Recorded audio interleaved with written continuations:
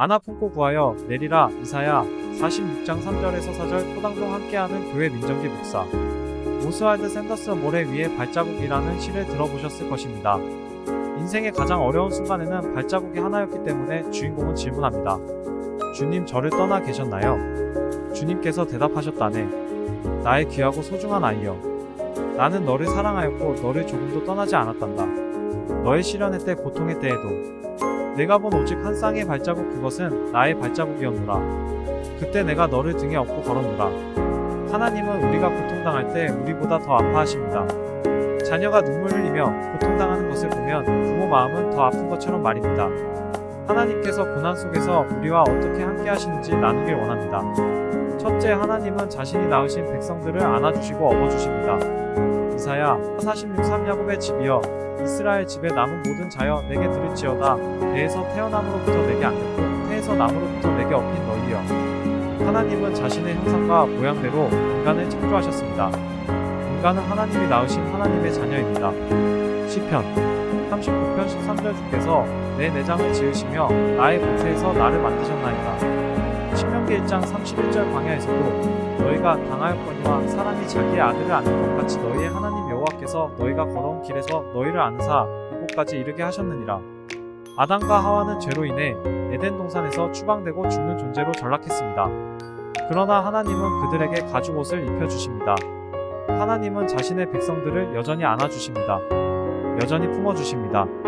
저와 여러분도 하나님의 안아주심을 경험한 사람들입니다. 둘째, 하나님은 늙어서도 품어주십니다. 이사야 46:4. 너희가 노년에 이르기까지 내가 그리하겠고 백발이 되기까지 내가 너희를 품을 것이라. 내가 지었은즉 내가 업을 것이요 내가 품고 구하여 내리라. 세상에서 부모가 늙고 재산도 자녀들에게 다 나눠주고 나면 이제 부모를 잘 찾지 않습니다. 더 이상 낳을 것이 없기 때문입니다. 그런데 하나님은 그렇지 않으십니다. 늙고 힘이 없고 노년에 이르기까지 백발이 되기까지 하나님은 여전히 사랑하시고 그들을 품어주십니다. 왜 그러실까요? 하나님의 아들이기 때문입니다. 하나님의 딸이기 때문입니다. 내가 낳았고 내가 받았고 내가 양육한 내 아들, 내 딸이 늙었다고 해도 하나님의 자녀라는 사실은 변함이 없습니다. 그렇기에 하나님은 끝까지 사랑하십니다. 하나님은 우리가 무엇을 가지고 있음으로 사랑하는 것이 아닙니다. 부족하고 때로는 죄를 짓기도 하고 넘어지기도 하지만 여전히 사랑하는 것은 하나님의 자녀이기 때문입니다.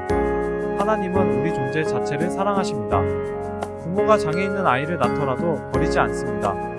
내 아들이기 때문입니다. 하나님도 자신의 백성은 어리나 늙으나 상관하지 않으시고 끝까지 사랑하십니다. 품어주십니다. 사랑하는 여러분, 하나님의 품에 안기시길 바랍니다.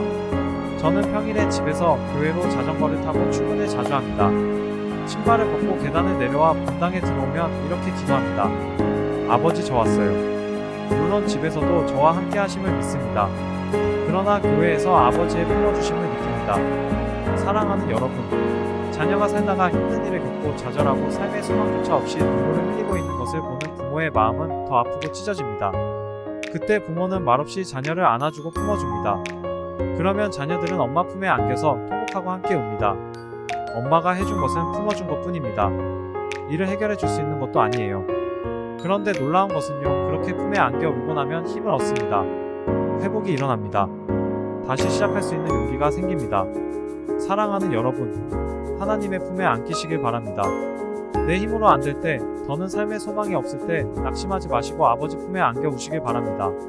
힘들다고 아버지께 고백해 보시길 바랍니다. 그러면 놀랍게도 역사가 일어나기 시작하는 것입니다. 기적이 일어나는 것입니다. 회복이 일어나는 것입니다. 셋째, 하나님은 품고 구원해 내십니다. 하나님께서 낳으시고 안아주시고 품어주시는 이유는 무엇입니까? 구원하기 위해서입니다. 하나님은 아담과 하와의 범죄 이후에 바로 예수님을 보내주시기로 약속하셨습니다. 그 말씀이 바로 원시 복음이라고 불리는 창세기 3장 15절의 말씀입니다. 창세기 3장 15절. 내가 너로 여자와 원수가 되게 하고 내 후손도 여자의 후손과 원수가 되게 하리니 여자의 후손은 내 머리를 상하게 할 것이요 너는 그의 발꿈치를 상하게 할 것이니라. 말씀대로 예수님이 오셔서 우리의 죄를 지고 십자가에서 죽으시고 부활하심으로 뱀의 가장 강력한 권세인 죽음의 권세를 이기셨습니다. 사랑하는 여러분, 고난 중에 계십니까? 절벽에 서 계십니까? 아무도 도와줄 사람이 없어 외로우십니까? 지금도 변함없이 여러분을 안아주시려고 기다리시는 분이 계십니다.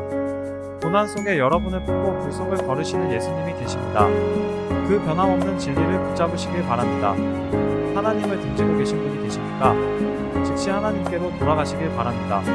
그분의 품에 안겨 우시길 바랍니다. 여러분을 품고 불길을 지나 영원한 생명을 주길 원하시는 아버지 품에 안기시길 바랍니다. 우리 아버지는 눈물 닦아주실 것입니다. 이제 영원한 하나님의 나라 천국에 이르게 하실 것입니다. 하나님의 그 신실하심을 믿고 두려움을 떨쳐내시길 우리 주 예수 그리스도의 이름으로 축원합니다.